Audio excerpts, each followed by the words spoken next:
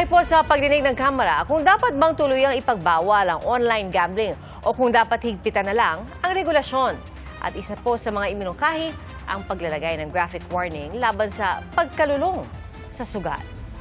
Saksi si Tina Panganiban Perez. Kung ambag lang naman daw sa ekonomiya ang pag-uusapan, walang masyadong kontribusyon ng online gambling, ayon sa Department of Economy, Planning and Development o DepDev. Niwala pa raw itong 1% ng gross domestic product ng Pilipinas. Kaya sa hearing kanina ng House Committee on Games and Amusements, inilahad ng DepDev na suportado nila ang complete ban sa online gambling. DepDev supports either a complete ban or prohibition of online gambling, or if not, a strict regulation of the industry.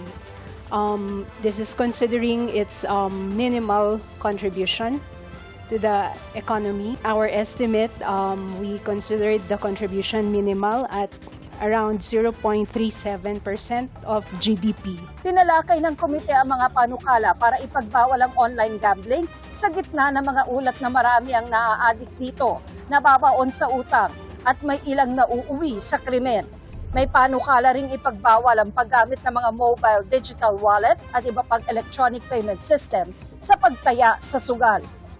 Bilang paunang hakbang noong Agosto, iniutos ng Bangko Sentral ng Pilipinas sa mga e-wallet at financial institution na alisin sa kanilang mga app ang access sa mga gambling site. Ulat ng PAGCOR, mula noon, pababa na ang kanilang kita at posibleng hindi maabot ang projection na 60 billion pesos na kita sa pagtatapos ng taon. One of the main factors po na tinitingnan namin is yung delinking po of the platforms sa ating mga payment e-wallets po.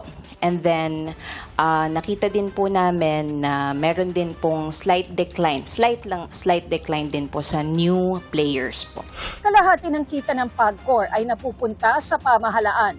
Bahagi ng kita ng PAGCOR ay napupunta sa mga programa para sa mga mahihirap. Ang ibang ahensya ng gobyerno, mas isinusulong ang pagpapatupad na lamang ng mahigpit na regulasyon sa halip na total ban.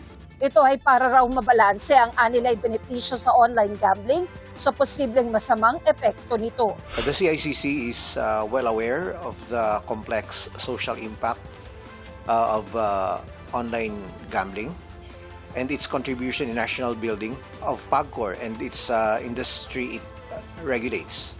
This office proposes regulation, not a total ban of online gambling, subject to strict safeguards. The DOF recognizes the potential economic benefits arising from online gaming or electronic games, provided that this was our submitted position, Mr. Chair, provided that the associated economic and social costs are mitigated through very stringent regulations. The BAR recognizes that there are dangers and social costs attributable to online gambling.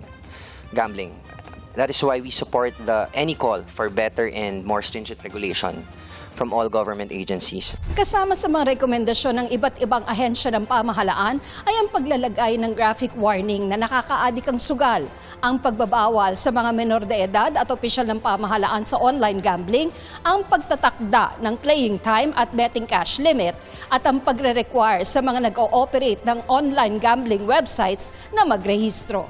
Without the imposition of strict regulatory controls, this platform could easily be exploited for criminal activities and consequently operate beyond the bounds of law. Para sa GMA Integrated News, Tina Panganiban Perez, ang inyong saksi. Mga kapuso, maging una sa saksi. Mag-subscribe sa GMA Integrated News sa YouTube para sa iba't ibang balita.